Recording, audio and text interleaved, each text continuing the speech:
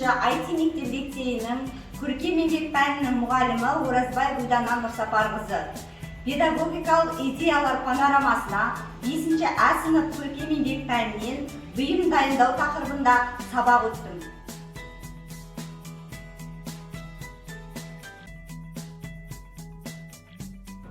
Саламатсыздар ма қыздар? Саламатсыз ба? Қыздар, бүгін сабақта кім жоқ? Бәрі. Сабаққа дайынбыз ба? Иә. Жарайсыңдар. Қыздар, бүгінгі сабағымыздың тақырыбы бұйымды дайындау. Сабағымыздың мақсаты бұл құрақ үлгілерін таңдаймыз, және бөлшектерді пішіп, машина бөліктерінде тігеміз, және жастықшамызды безендіреміз. Түсіндік па? Иә. Ал онда ең біріншіден шарттық шеңберін құрып, көрші әдісімен бір-бірімізге жылулық лебізімізді білдірейік.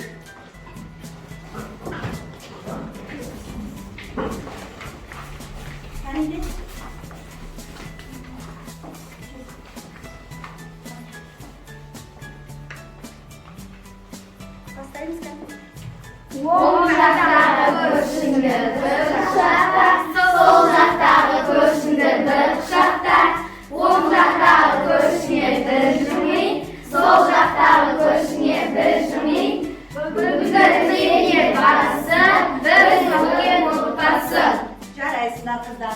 Ал енді қыздар, осы тұрған күйімізде біз бүгін әркім өз еркімен 3 топқа бөлінеміз. Бұл жерде іскер тобы, алтын қол тобы және шебер қолдан деген 3 топ аламыз. Осы қағаздың ішінде 3 топтың суреті белгіленген.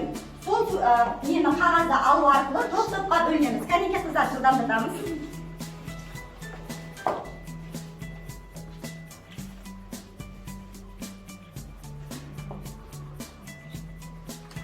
Аламыз, кәне жылдамдатамыз. Қай қағазды аламыз, сол топқа барып отырамыз.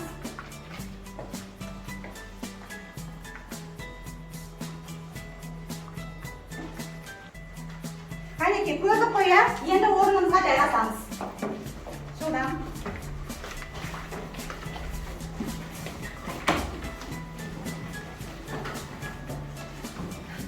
Ал енді қыздар, бүгін үй жұмысын сендерден сұрау үшін бүгін мен сендерге сақина салмақ әдісін қолданамын. Қазір мен қай оқушыға сақинаны саламын, соған сұрақ қоямын, үй жұмысына жауап береміз. Жарай ма? Кәнеке? Ал, қаны тұра ғой, сақина салғанымыз. Ал енді қазақ халқында құрақты қалай атайды? Құрақ деп атайды. Жарайсың. Кәнеке, шебер қыздар тобынан сұрайықшы.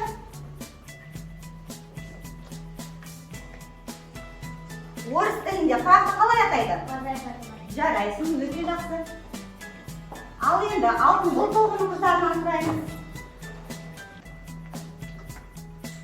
Жәнерке, тұра ғой кімде? Жәнерке, айта ғой. Жапон тілінде құрақты қалай атайды? Дұрыс айтасың. Енді тағы бір неге беріп жіберейін. Кәнеке, тағы бір сұрақ қойып жібереміз. Кімде екен сақинамыз? Гаухар, тұра ғой. Ал енді құрақта қандай түстер болады? Иә, жылы түс және суық түс. Жарайсыңдар. Өткен сабағымызды жақсы меңгерді деп ойлаймын. Ал енді сендерге бүгін жаңа сабақты бізде практикалық сабақ қой, соны бастамас бұрын 3 топ қандай жұмыс жасау үшін миға шабуыл әдісін қолданамыз. Жарай ма? Миға шабуыл әдісінде ең бірінші мен іскер тобы қыздарынан сұрайын. Сендер, іскер тобы қыздар, сендер құрақтың қай түрін жасайсыңдар? Геометриялық бөліп пішінді. Бұл ұжым миға шабуыл әдісі ұжымдық болғандықтан бәрі үйде ұжыммен келісе алыңдар ғой, иә? Жарайсыңдар. Ал енді шебер қыздар тобы, сендерде Петрден қандай жастықшалар жасауға болады? Оюмен моншақ. Қалай жарайсыңдар, Петрден тігілген жастықшаға оюмен моншақпен безендіруге болады екен, е? Өте керемет. Солай жасаймыз ба? Иә. Дұрыс айтасыңдар.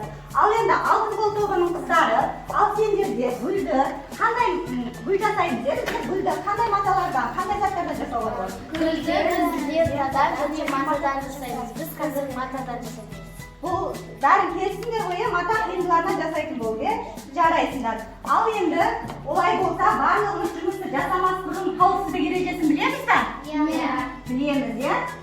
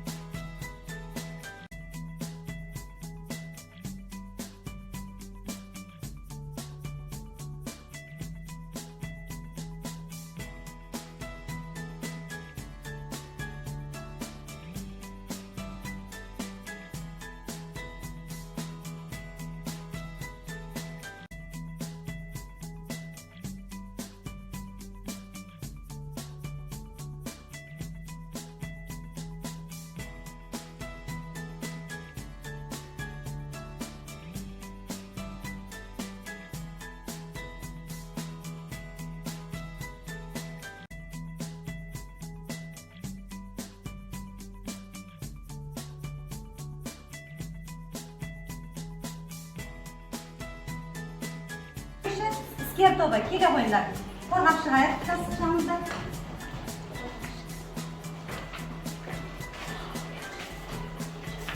Жарайсыңдар. Қане, қандай жасықша тіктіңдер? Бұл геометриялық көл ішінде сұрағымыз дайын. Біз бұл жерде ақ пен көк түстерді алдық. Неге ақ пен көк түстерді алдық? Себебі көк түс ашық аспанның бір түсі, ал ақ түс пәктіктің түсі. Жарайсыңдар. Ақ пен көк түс үйлесімділігі өте жақсы келеді екен, жарайсыңдар, отыра қойыңдар. Енді қайтып қарап шебер қыздар тобы, келе қойыңдар.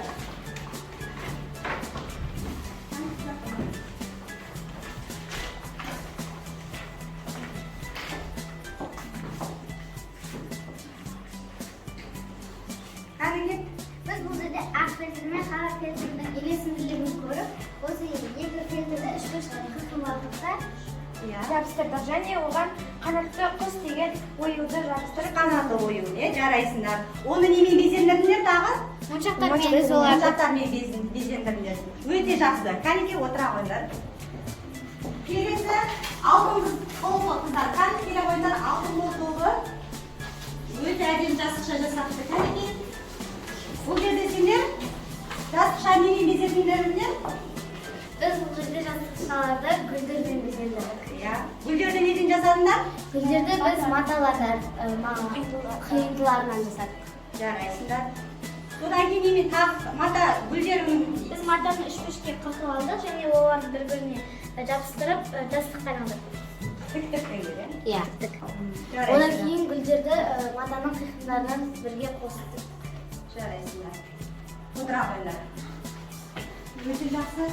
Енді қыздар, бүгінгі өткен сабағымызды мен сендерге сабақ кері байланыс ретінде бұл жерде сендерге бүгінгі білім қорытына атты мына жерде көрдіңдер ғой, біздің 3 түйеміз керуеніміз тұр, кім сабақты қалай түсінді, сол арқылы мынау егер мен сабақты жақсы түсіндім, өте жақсы түсіндім, мен үшін қызықты болды және тақырып бойынша көз ізденуім қажет деген өздеріңнің кері байланыстарыңды жазып саламыз.